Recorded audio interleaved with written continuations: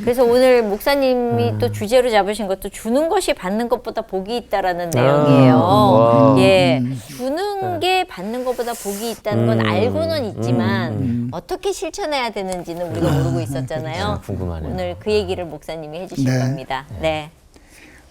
제가 사도행전 20장 35절 한 절만 제가 봉독할게요. 범사에 너희에게 모본을 보였느니 곧 이같이 수고하여 약한 사람들을 돕고 또 주 예수의 친히 말씀하신 바 주는 것이 받는 것보다 복이 있다 하심을 기억하여야 할지니라. 이제 주는 것이 받는 것보다 복이 있다라는 말은 옳은 말이니까 사람들이 거부는 안 해요. 또 특히 예수 믿는 사람들은 그래야 한다고 다 동의를 하는데 그게 되지 않아요. 근데 이게 그렇게 되려면 훈련이 필요해요. 깨달음으로 시작되지만 깨달음으로 모든 일이 완성되지 않아요. 그래서 정말 주는 것이 받는 것보다 복이 있다는 말씀을 실천해서 그거 진짜 그러네 까지 가려면 단계가 있어요. 그런 훈련들이 있는데 오늘 그 얘기를 좀 할까 싶어요. 제가 이제 그 88년도에 제가 영락교회에 부목사로 있다가 또 이제 다른 게 담임 목사 하다가 영락교회에서 다시 협동 목회를 하자 그래서 제가 38살인가 이제 협동 목사로 갔어요. 그랬더니 교인들이 다시 왔다고 되게 반가워하시고 그러셨어요. 근데 크리스마스 때였는데 연말이었는데 집에 뭐 케이크를 갖다 주시는 분, 과일을 갖다 주시는 분 하는 게 교회가 크니까 광 같은데 그냥 잔뜩 쌓이더라고요. 그러니까 좋지 이렇게 있으니까. 근데 어느 날 이렇게 신방 출근하러 나가는데 아내가 걱정을 했어요. 걱정이에요. 왜? 그랬더니 애들이 귀한 줄을 몰라요. 너무 많으니까. 귀한 줄을 몰라요. 근데 그게 고장난 레코드처럼 하루 종일 돌았어요. 귀한 줄을 몰라. 그럴 때 제가 이런 생각을 했어요. 귀한 게 없는 거는 가난한 거야. 귀한 게 많은데 너무 많아서 귀한 줄을 모르는 거는 더 가난한 거야. 그래서 제가 그때 악성가난이라는 이름을 붙였어요.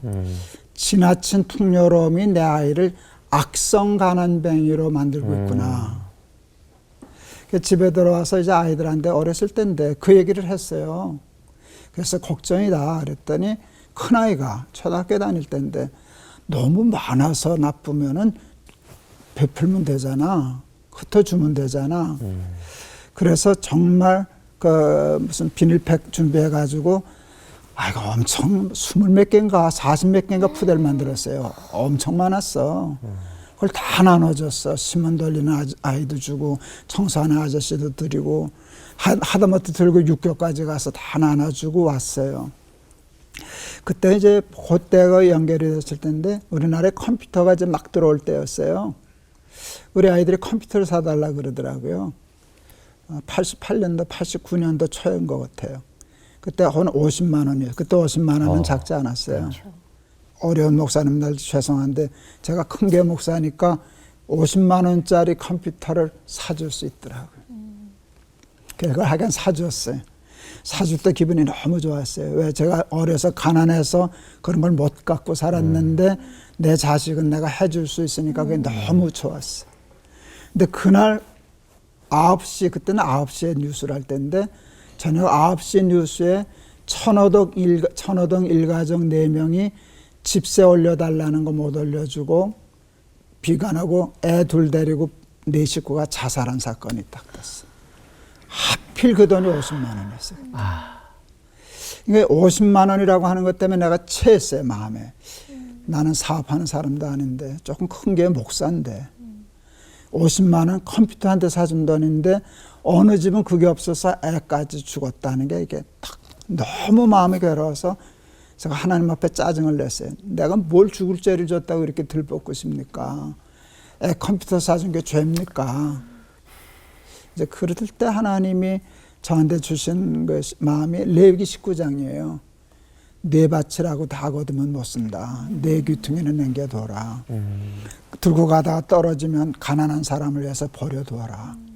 그래서 그 이스라엘 사람들은 가난한 사람도 굶지 않았어요. 어느 밭이나 남겨져 있는 게 있으니까. 주워올 수 있었으니까. 내가 무슨 통을 하나 만들었어요. 오동나무 이제 꿀 담았던 오동나무 연해서 파지더라고. 그래서 저금통을 만들고 이삭죽기라고 썼어요. 우리 아이들이 물었어. 이게 뭐냐? 그래서 얘기했어요. 너희들 어제 컴퓨터 샀지? 이제 자살하는 거 봤지? 아버지가 너무 괴로웠어.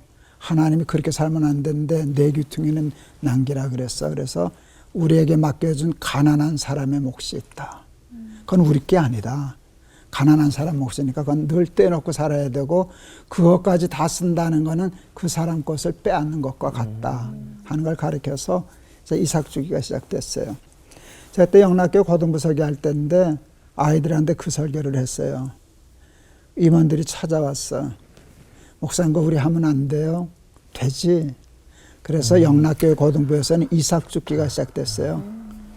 매달 첫 주일 돈 모았다가 첫 주일날 내 봉투에다가. 그래서 사연을 쓰는데 그게 89년도 일이니까 지금 몇 년 전이야. 그 일이 아직도 생생해. 첫 번째 읽었던 사연. 팥빙수 먹고 싶었는데 점점점 500원. 두 번째 사연. 칼국수 대신 사발면 800원 마이너스 300원 이퀄 500원. 매점에서 칼국수 800원. 사발면 300원인데 그거를 먹고 500원 여기다 집어넣었다는 거예요. 그런 돈들이 모여서 쓰여지기 시작을 했어요. 그게 이제 이삭죽기예요. 그렇게 하다 보니까 그런 게 훈련이 되더라고요.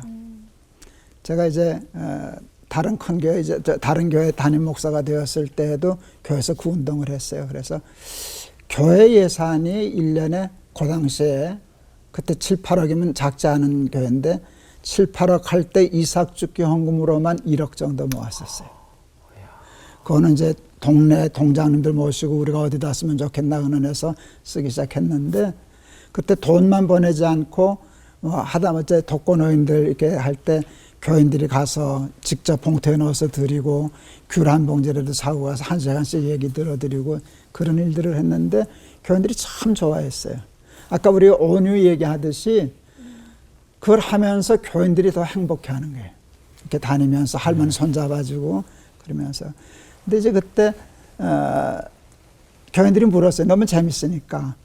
근데 목사님 그건 내 귀퉁이라 그랬는데 그건 내 귀퉁이가 도무지 얼마나 되는 거예요.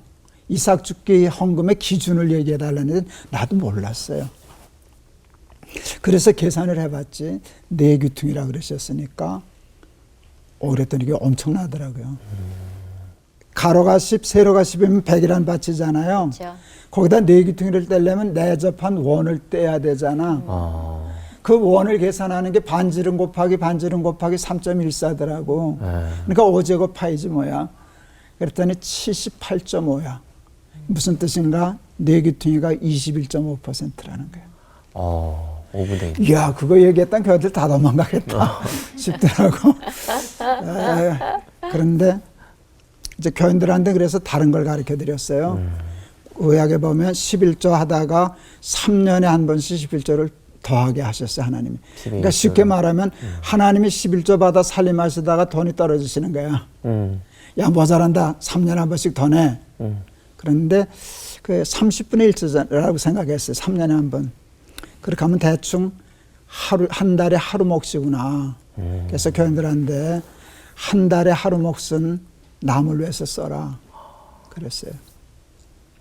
할머니 한 분이 독거노인 할머니인데 공장에 가서 하루 일당 받는 할머니예요.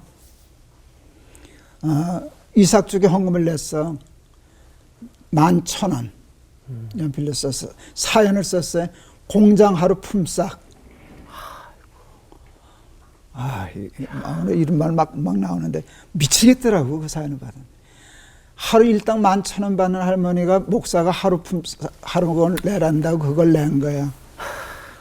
내가 할머니 쫓아가서 할머니 안 내셔도 돼요. 하루에 11,000원 받으면 주일날 빼고 한 달에 30만 원도 못 받으시는 분인데 그때 자기 그러셨어요. 나 그 돈 다 못 써. 나도 하루는 그렇게 살 수 있어. 그러니까 11,000원, 13,000원 일당 받는 할머니를 세상 말로 잘 산다 그러진 않지. 가난한 사람이고 그러는데 못 산다 그러는데 못 사는 게 아니지 그 할머니는 잘 사는 분이지. 그런 훈련들 우리가 뭘 목표를 하면 주는 것이 받는 것보다 더 복이 있다라고 하면 해봐야 돼요. 저질러 봐서 거기서 느껴지는 행복, 아까 우리 온유가 얘기하는 것처럼 자랑스럽고 난 자꾸 그 나이 때 여자아이는 여기 흉터 있으면 밤낮 가리고 다녀야 되거든. 머리 길러야 되거든. 예민하죠. 네. 근데 그게 자랑스러운 거예요. 자기는 도리어 흉터 있는 게 자랑스러운 건데 그게 하나님이 그 온유한 데 준 축복이거든. 그게 복이거든요. 그게 인생이 바뀌는 건데 우리 그런 식의 훈련들을 좀 하면서 구체적으로 내 귀퉁이는 얼마나 되나 한번 말씀드리면 한번 공장 하루 품삯 이렇게도 한번 써보고 그래서 이제 여호와의 선하심을 맛보아 알지어다라고 했는데 맛을 봐야 돼요. 그러니까 주는 것이 받는 것보다 복이 있다는 맛을 봐야 주게 되잖아. 근데 그러려면 저지르고 계획을 세우고 실천하고 연습해서 그게 내 몸에 배도록 해야 되지 않나. 그래서 우리 기막힌 초대 우리 가족들이 다 그렇게 주는 거 훈련하고 이번 기회에 우리 소아만 센터나 이런 데도 좀 많이 흘러가고 그랬으면 좋겠어요. 네. 아이, 목사님 기도해 주세요. 네. 네. 주는 것이 받는 것보다 복이 있다. 아멘. 예수님이 친히 하신 말씀이신데 하나님 듣기만 하는 자가 되지 말고 듣고 행하는 우리가 되게 하여 주옵소서. 한두 번 행하면 습관이 되지 않습니다. 몸에 뵐 수 있도록 계획을 세우고 실천하고 훈련하고 연습하고 반복해서 그게 우리의 삶이 되게 하시고 하나님이 약속하신 받는 것보다 더 큰 주는 복을 우리가 받게 하여 주옵소서. 아멘. 예수 그리스도 이름을 받들어 기도하옵나이다. 아멘. 아멘.